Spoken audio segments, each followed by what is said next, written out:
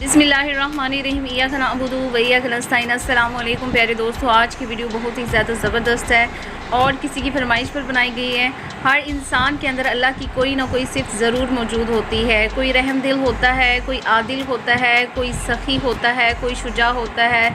जब इंसान अपने अंदर पाए जाने वाले औसाफ़ की खुशबू किसी दूसरे में महसूस करता है तो इसकी तरफ माइल हो जाता है और इससे बात करना, इसे देखना, इसे मिलना अच्छा लगने लगता है। इससे ये लगता है कि ये मेरा है और मैं इसका हूँ।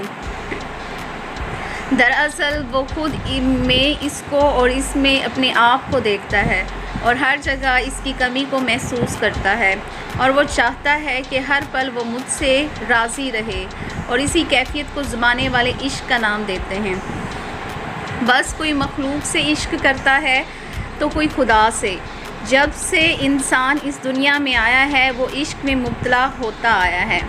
ये मोहब्बत दो किस्म की है, एक औरत से मोहब्बत और दूसरी खुदा से मोहब्बत। जबकि माल या दुनिया से मोहब्बत इनसे अलग है। औरत से मोहब्बत को इश्क मजाजी कहते हैं और खुदा से मोहब्बत को इश्क हकीकी। सवाल ये पैदा होता है कि इन दोनों में क्या फ़र्क है। कुछ लोग ये समझते हैं कि इश्क मजाजी ही इश्क हकीकी की राह हमवार करता है, इसलिए कि इंसान पहले किसी और इंसान से मोहब्बत करता है।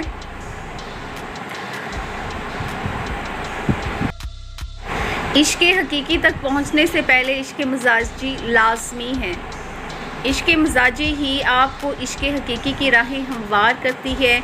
जब हम अपनी दीनवी ख्वाहिशात को दबो लेते हैं तब यही इश्क इंसान को इश्क हकीकी की तरफ गामज़न कर लेता है।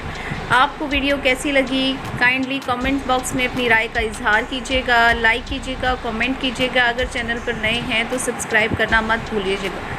अपना बहुत सारा ख्याल रखिएगा। अल्लाह निगहबान।